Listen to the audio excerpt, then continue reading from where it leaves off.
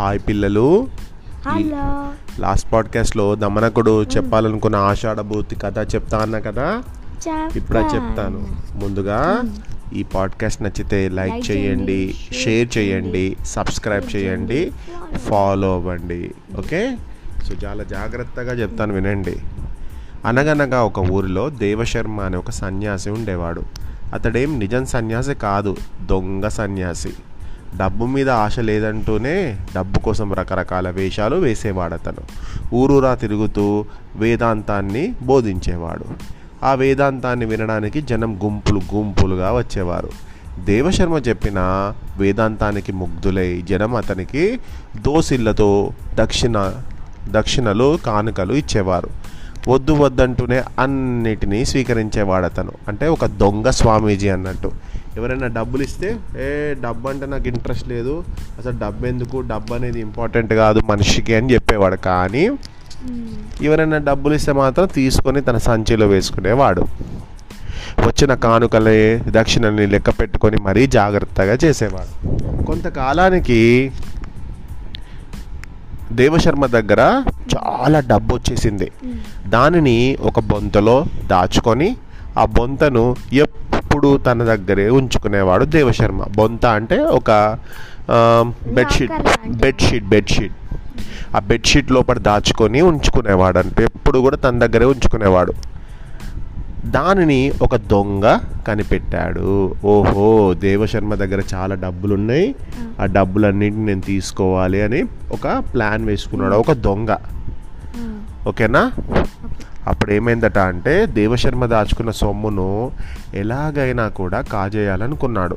అనుకున్నదే ఆలస్యం. ఆ దొంగ పరమ భక్తుడి వేషం వేసుకొని దేవశర్మను దర్శించాడు. దేవశర్మ గారు, నేను మీకు చాలా భక్తునండి, మీరంటే నాకు చాలా ఇష్టం, మీరు చెప్పేటువంటి మంచి మంచి మాటలు నాకు ఎంతో ఇష్టమవుతాయి, నేను మీ దగ్గర ఉండాలనుకుంటున్నాను అని చెప్పాడట. దేవశర్మ కాళ్ళ మీద పడ్డాడు దొంగ. ఎంత అద్భుతంగా మీరు సెలవిచ్చారు అని మెచ్చుకున్నాడు. తర్వాత లేచి చేతులు కట్టుకొని వినయ విధేయతల్ని కనబరిచాడు. దేవశర్మ వేదాంతాన్ని బోధిస్తుంటే, ఆహా, ఓహో, ఎంత బాగా చెప్పారు గురువు గారు అంటూ ఎప్పుడు చప్పట్లు కొడుతూ అతి వినయంగా ఉంటూ ఉండేవాడు అన్నట్టు. అయితే నిజంగానే ఇతడు మంచి భక్తుడేమో అనేంత నమ్మకం కలిగేటట్లు చేశాడా దొంగ. గురువుగారు అలసిపోయారు, వారు విశ్రాంతి తీసుకోవాలి, అంతా వెళ్ళిరండి అని ఎప్పుడైనా దేవశర్మ కాస్త ఇబ్బందిగా అనిపించి చెప్తే వెంటనే దేవశర్మ గురించి చాలా కేర్ తీసుకున్న విధంగా చెప్తూ ఉండేవాడు. దేవశర్మ దొంగ ఇద్దరే ఉన్నారు. అప్పుడు ఒకరోజు విసనకర్రతో దేవశర్మకు విసరసాగాడు దొంగ.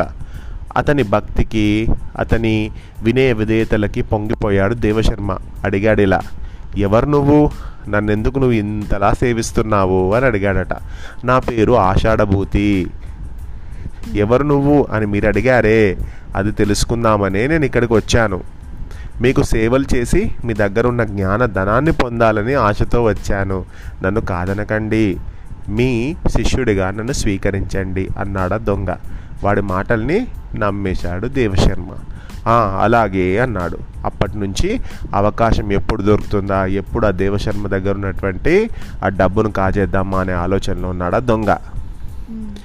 దేవశర్మ ఎక్కడికి వెళ్తే అక్కడికి నీడలా అతన్ని వెంటాడేవాడు. దేవశర్మతో పాటుగా ఊరూరా తిరుగుతూ గురువు గారికి ఎప్పుడు ఏది అవసరమో అది తీరుస్తూ ఉండేవాడు. క్షణక్షణం భక్తి, వినయం, వైరాగ్యాన్ని నటించేవాడు. ఒకరోజు గురు శిష్యులు ఇద్దరు కాలినడకన ఒక గ్రామం నుంచి ఇంకో గ్రామానికి వెళ్తున్నారు. గురువుగారు ఏదో చెప్తున్నాడు, వింటున్నాడు ఆ దొంగ. వింటూ క్యౌ అని గట్టిగా అరిచాడు. ఏమైందయ్యా అని అడిగాడు దేవశర్మ. అయ్యో, ఎంత అపరాధం జరిగిపోయిందండి, చూడండి అంటూ తన పంచకు అంటుకొని ఉన్నటువంటి గడ్డి పరికను తీసి చూపించాడు ఆ దొంగ. తన పంచకు గడ్డి గ్రాస్ అంటిందట, ఆ గ్రాస్ తీసి చూపించిందట. అయ్యో, ఎంత అపరాధం జరిగిపోయిందో చూడండి అంటూ తన పంచకు అంటుకొని ఉన్నటువంటి గడ్డి పరకను తీసి చూపించాడు ఆ దొంగ. ఈ గడ్డి పరక రాత్రి మనం బస చేసిన వారి ఇంటిదండి, ఎలా అంటుకుందో ఏంటో, అక్కడి నుంచి నా పంచకు అంటుకుంది, ఇది నాది కాదు, వారిది వారికి ఇచ్చి వెయ్యాలి, ఇప్పుడే వస్తాను అంటూ వెనుతిరిగాడు దొంగ.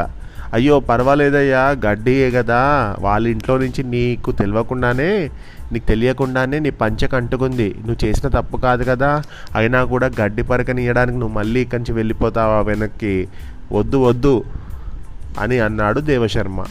లేదు గురువుగారు, మనము పరుల సొమ్ము పాము లాంటిది, మనకెందుకు చెప్పండి అన్నాడు దొంగ. అంటే ఈ దొంగ ఎంత తెలివైన దొంగ అంటే విష్ణు శర్మకు ఎక్కడ అనుమానం రాకుండా ఇలాంటి విషయాలు, నాకు డబ్బు అంటే ఇష్టం లేదు, వేరే వాళ్ళ డబ్బు మీద నేను ఆశపడను అనేటువంటి విషయాన్ని చెప్పడానికి ఇట్లా ఈ విధమైన ప్లాన్స్ వేసుకుంటున్నా అన్నట్టు. మీరు నడుస్తూ ఉండండి, నేను ఇట్లే వెళ్ళి అట్టే వస్తాను అంటూ పరుగు తీశాడు. అది కాదు ఆషాఢభూతి, గడ్డి పరగ తిరిగి ఇవ్వడం ఏమిటి, మరీ అర్థం లేకుండా మాట్లాడుతున్నావు. అర్థం ఉంది గురువుగారు, మనది కానిదేది మనం ఉంచుకోకూడదు, మీరే విషయం మొన్న ఈ విషయాన్ని చెప్పారు కదా, మర్చిపోయారా అంటూ వెంటనే వెళ్ళిపోయాడు. అక్కడి నుంచి పరుగున వెళ్ళి ఓ చెట్టు నీడకు చేరుకున్నాడు ఆషాఢభూతి. అక్కడ గడ్డి పరక పడేసి కాసేపు రెస్ట్ తీసుకొని ఎంతటి వేగంతో వెళ్ళాడో అలాంటి వేగంతోనే వచ్చి గురువు గారిని చేరాడు. చెమటలు మొత్తం వచ్చాయి ఆషాఢభూతికి. అతన్ని చూసి ఆశ్చర్యపోయాడు దేవశర్మ. అతని నిజాయితీకి పొంగిపోయాడు. ఆషాఢభూతిని ఇక ఎందులోనూ ఎప్పుడు అనుమానించాల్సిన అవసరం లేదు అని అనుకున్నాడు. ఎందుకు అలా అనుకున్నాడు చెప్పు? ఎందుకు అనుకున్నాడు? ఎలాంటి డౌట్ రాకుండా ఒక గడ్డి కోసమే పోయి వేరే వాళ్ళ ఇంట్లో ఉన్నటువంటి గడ్డి నా పంచకంటింది, ఆ గడ్డి తిరిగి ఇచ్చేస్తానని వెళ్ళిన వాడు డబ్బు గురించి ఆశపడతాడా అని అనుకున్నాడు కదా. అట్లా ఇక నాయన ఆషాఢభూతి, నాకు చిన్న సహాయం చెయ్యాలయ్యా అని అడిగాడు దేవశర్మ. చెప్పండి గురువు గారు, చేసి పెడతాను.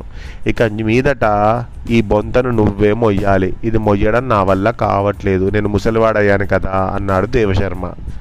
ఆనందంగా సరే అని అందుకున్నాడు ఆ బొంతను. బొంతలో ఏముంది? బంగారు కాయిన్స్, డబ్బులు, దేవశర్మ సంపాదించినటువంటి డబ్బులు అన్నీ ఉన్నాయి అందులోనే. బొంత అంటే ఏంటి? బొంత అంటే ఒక టవల్, బెడ్షీట్ల. ఎస్, బొంతను మోస్తూ దేవశర్మ ఎక్కడో పడుకున్నప్పుడల్లా దాన్ని శుభ్రం చేస్తూ కొన్ని రోజులు కూడా బయటికి లేదు, అసలుకే బయటికి రాకుండా మొత్తం చూసేవాడంట. ఒకరోజు 2 పొట్టేలు పొట్లాడుకుంటూ కనిపించాయట. భీకరంగా కొట్టుకుంటున్నాయని, రక్తాలు కారిపోతున్నా పట్టించుకోవట్లేదు. అయ్యయ్యో అని తట్టుకోలేనట్టుగా కళ్ళు మూసుకున్నాడు ఆ దొంగ. దేవశర్మ కుతూహలంగా చూస్తుంటే వద్దన్నట్టుగా అతనితో ఇలా అన్నాడు. రండి గురువుగారు, మనకెందుకు ఈ పొట్లాట, బాగుంది కదయ్యా, కాసేపు చూడని అన్నాడు దేవశర్మ. పొట్టేలు పొట్లాటను ఆసక్తిగా గమనించసాగాడు. పొట్టేళ్ళు 4 అడుగులు వెనక్కి వేసి తలలు బలంగా నిలబెడుతూ పరుగున వచ్చి కొట్టుకుంటున్నాయి. రక్తం పడి గడ్డ కడుతుంది. ఆ రక్తాన్ని మాంసం ముద్ద అనుకొని దాన్ని అందుకునేందుకు అక్కడికి ఒక నక్క వచ్చింది. పొట్టేలు వెనక్కి వెళ్ళినప్పుడు ఆ రక్తంలో మాంసం కోసం వెతికింది. ఎక్కడ ముక్క అన్నది లేదు, అంతా రక్తమే, గడ్డ కట్టిన రక్తం. చాచా అనుకుంది. ఇక వెనక్కి వెళ్ళిపోవాలనుకునే లోపల పరుగున ఆ 2 గొర్రెలు వచ్చాయి, తలలను ఢీకొన్నాయి. ఆ తలల మధ్య ఈ నక్క ఇరుక్కుంది. ఫట్, ఇంకెక్కడిది నక్క, చచ్చిపోయింది. దెబ్బకు చచ్చిపోయింది ఆ నక్క. ఇట్లా పాపం అన్నాడు దేవశర్మ. దీనినే మోసపోవడం అంటారు. దేనిని చూసి చూడగానే నమ్మరాదు. రక్తాన్ని మాంసం అని నమ్మి పాపం ప్రాణాలు నక్కేలా బలిపెట్టిందో చూశావా అడిగాడు దేవశర్మ. సమాధానం లేదు శిష్యుడి దగ్గర నుంచి. విన్నావా అని ఆషాఢభూతి కోసం చూశాడు దేవశర్మ. ఇంకెక్కడ ఆషాఢభూతి?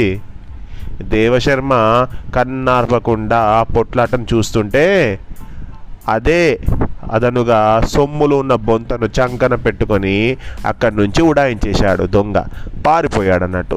కనిపించని ఆషాఢభూతి కోసం కనిపించిన వారందరినీ తెలుసుకుంటూ చూశాడు దేవశర్మ. పాపం ఫలితం లేదు. ఆషాఢభూతి ఆనవాళ్ళు చిక్కలేదు. నక్కని చూసి జాలిపడ్డాను, దేనిని నమ్మరాదన్నాను. నేను చేసిందేమిటి? ఆషాఢభూతిని నమ్మి నా దగ్గరున్న డబ్బును మొత్తం పోగొట్టుకున్నాను అని తల పట్టుకున్నాడు దేవశర్మ అంటూ కథ ముగించాడు దమనకుడు. అంటే రాజుని నమ్మి నువ్వు మోసపోయానంటావు, ఒప్పుకుంటావు అన్నాడు కరటకుడు. అవును, మోసపోయాను.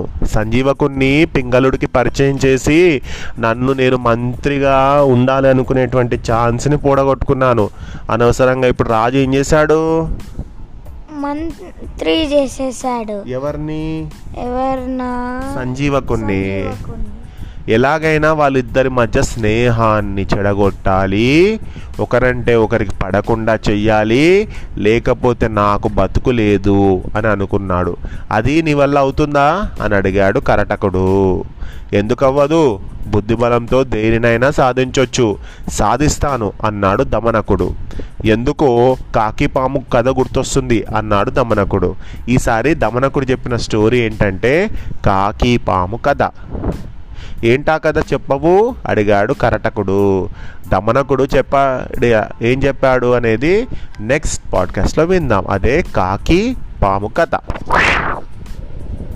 ఎవరు చెప్పిన కథ ఇది?